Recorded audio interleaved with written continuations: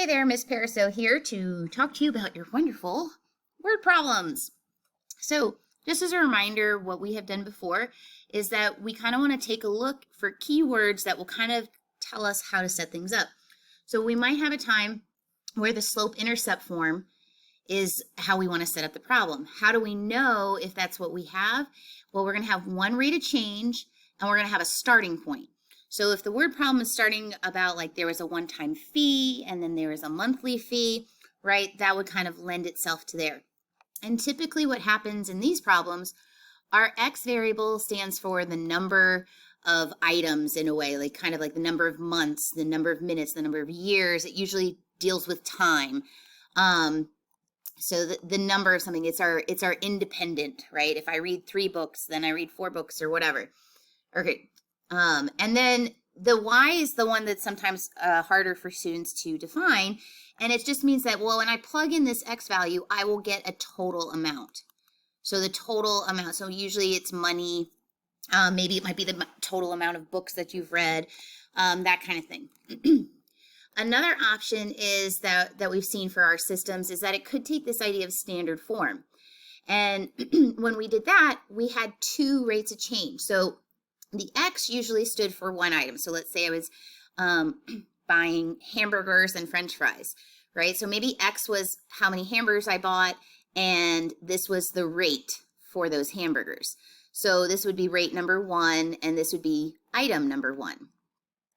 And then we had, okay, here was the French fries. Okay, so this was item number 2, and this is how much those French fries cost. All right, and then we have a total about how much money we spent. So this represented a total. So for a system of equations in standard form, we would have 2 rates for there, and then we'd have 2 different totals, because that way we would get those 2 different equations. So those are the things I want you to kind of keep in the back of your mind. Now, not all word problems are going to fall into one or the other category. For the most part, we have to be looking for keywords and phrases and how things relate to each other. Those are just some hints, okay? So as we go through the video, what we're going to do is I'm going to show you just how to do the setup, and then I'm going to follow through with maybe one of the problems as far as for solving and making sure that we answer the question, just so that way you get a good idea of how to go through this whole process, okay? So throughout, I would encourage you to pause the video and see if you can get the setup, then press play to check back. All right, so if we're taking a look at number 1, it says to rent scooters, Sam Scooters charges a $30 fee plus $8 per hour. Rosie's charges a $20 fee plus $10 per hour. Well, right away, I see that you've got a starting fee and then $8 per hour. So I see here that this is going to take that slope-intercept form, the linear equation y equals mx plus b. So I'm going to have 2 different equations, one for Sam. Okay, so Sam's equation, well, how much do I pay Sam is going to be the y value, and how much I pay him depends on how many hours I rent my scooter for. So it's going to be $8 per hour, but I have to also pay $30 fee. And then for Rosie, so this, we could even label it, this is Sam, and this is Rosie, okay? For Rosie, we have, it's $10 per hour, and there's a $20 fee. So if we got to define our variables, it's very important, because maybe you don't use X and Y, maybe you use H for hours and C for cost. You can use any variables that you want. You want to make sure that you're defining them. Well, what did the X stand for? It's right in here. It's $8 per hour. So for every hour, that's what we're trying to find. Okay, we can also see, it kind of gives us an idea in the question. It says, after how much time will the cost be the same? So we can kind of see it there, not as much because we have 2 variables, but all right. So it's going to be the number of hours, and specifically is when they're going to be the same there. Okay, is what our coordinate's going to be. And then the y value, well, if I plug in 2, I'm going to get out how much I have to pay. So that's going to be the total cost. Okay. And so then from here, I could choose if I want to use the substitution method or the elimination method to solve my system of equations and get my answer, an answer in a complete sentence. Okay. So for this one, if I'm going to go ahead, I'm going to use the substitution method. So because they're both in y equals, I'm going to take this piece right here and I'm going to plug it in. I'm going to take the top expression and plug it into the bottom equation. So I'm going to get 8x plus 30. That's Sam. When is he going to be equal to Rosie? And that's right there. And from there, I can go ahead and solve. I'm going to get negative 2x because I subtracted 10 from both sides. Then I'm going to subtract 30 from both sides, and I get x equals a positive 5. Well, if I go back, what did that x stand for? That stood for the number of hours. So that means that after 5 hours, they will cost the same. Now, I need to go back up and make sure, did I answer the question? It says, after how much time will the cost be the same? So it didn't ask what the cost is, so I don't need to find the y value. I found the answer. So after 5 hours, they'll be the same. Okay? All right, so I would encourage you to go ahead and pause the video and try number 2, and you can check back to see how you did. Okay, take a look to see how did you do for this setup. Hopefully you saw that we have a starting point. Okay, they're going to get an initial $500 for the month, and then this is $75 per sale. So this expression, if I wanted to be a little bit more clearer here, which I should have been for our Y, it's the total money earned in a month. Okay, because that's what they're saying there. Offer A is $500 for the month plus whatever sales they have. Okay, but company B doesn't have a monthly pay. They don't give you anything just for that month. It's solely based on just having that $125 per sale. So that's why you see there's no, it's just a plus 0 here. So then you would set it up and solve the same way as you did for number 1. Okay. All right. In number 3, I'm going to take a look at this one. These are what are called like your mixture problems. Okay. So we see here that we have a total of 440 coins, and they're made up of pennies and nickels. All right, well, I already know this. So I know that I've got some amount of pennies and I have some amount of nickels. And I know that if I counted all of the coins, I would have 440 of them.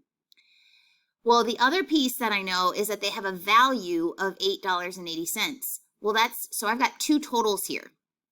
Okay, so those that total here, that's $8.80. Well, what do I know about the pennies? If I have 3 pennies, that's 3 cents, right? So I know the rate of a penny is 0.01. And I know that the rate of a nickel is 0.05. It's 5 cents per nickel, right? So from here, that's where I'm going to get the rest of my equation there, is that sometimes we have to go and we get the rate from our background knowledge. So for me, I'm going to write, well, the number of pennies I have plus the number of nickels I have is going to total up to 440 coins. So this first one is talking about a total of coins. Well, again, if I know how many pennies I have, I can figure out that value as well as with the nickels. So here I have 0.01 times however many pennies I have plus 0.05 times nickels. Well, that'll tell me my total value in money of all of my coins. Well, I know that it's $8.80. So there's my system. So I'm going to have P equals represents the number of pennies, and N equals or represents the number of nickels Calvin has. And so for me, I would probably use the elimination method, and I might do a little manipulating here to get rid of those decimals there, but this gives you an idea about how to get that setup done. All right, so go ahead and pause the video and now try number 4. Okay, take a look to see how you did. In this one, we have a total of 210 seats. If we have 210 people, we need 210 seats. And those seats are made up of good and poor seats, okay? And we also know that it's $5 for every good seat and $2 for every poor seat. And we got this total. So I wrote it out in words first, and then that helped me define my variable and build my equation. And so from there, we could use the elimination method. Now, look at this specifically. So this is asking how many tickets for the good seats were sold. So when you go to solve, you have to make sure that when you solved, if you got P equals, you didn't actually answer the question. So always make sure that you go back and check to see, did you answer what it was asking for? So here it really wanted the good seats. So we wanted to solve for G. All right, and so that might affect how you set up and solve your system. Okay, all right, let's take a look at a couple others. Now these ones are what I call like the riddly. The first ones where we had slope-intercept and we had the standard form. But on these ones, it's a little bit different. Okay, so let's just kind of start reading through and highlighting key pieces of information. So here we have last season, 2 running backs on the Steelers football team rushed, and that should say 4, a combined total of 1,550 yards. Well, then it says that one of them rushed 4 times the other. Okay, so let's call it player A and player B.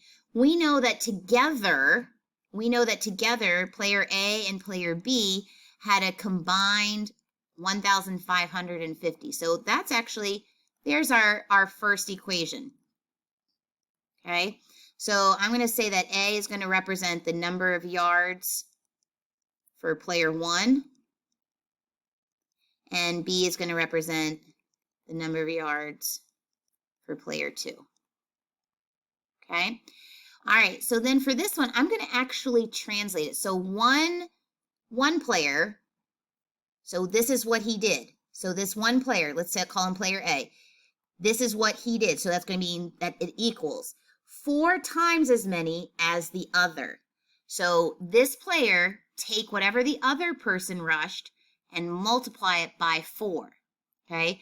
So again, I had to use keywords to help me build my equation and help set up my system. So these are what I mean by calling it kind of riddly. You have to take a look at key phrases in there. Okay. All right, let's take a look at another one here. So same idea here. We have a 15-meter cable is cut into 2 pieces. All right, so we've got part 1 and we've got part 2. And we know that when we put them back together, it's going to equal 15. Well, it says such that the first piece, we'll call that part 1. So the first piece is 4 times larger than the second. Well, it's kind of like the same setup here. Okay. So there we've started building that equation again. So again, we can say X and Y here. So that means that X, I'm going to represent as piece number 1. And Y is piece number 2. And by looking at the key phrases, that's going to help me build my equation. So part 1 I represented with X equals 4, and part 2 was Y. And so now that's going to help me with setting up and, well, I've got the setup. Now I can solve. I can use easily use the elimination, or not the elimination, the substitution. I would just take that and plug in and solve for Y. Okay. Now, other times we might come across here and we might have to pull on some background information. So for example, in this one, let's take a look at number 8. 2 angles are complementary. Well, what does that mean? It means that if I have 2 angles, angle 1 plus angle 2 add up to 90 degrees. Well, here it says the larger angle is, okay, so let's write that out. The larger angle is 3 degrees less. Well, if you're less than that, it means -3, twice the smaller. So 2 times the small one. So by writing it out in words, now I can kind of get my variables. Okay, so we're going to say X is the small angle and Y is the large. And so from there, I can do X plus Y equals 90, and Y was my large, so 2X minus 3. And now I'm ready for the solving. I hope you found that helpful. You can check this in your OneNote for the answer key to see how you did.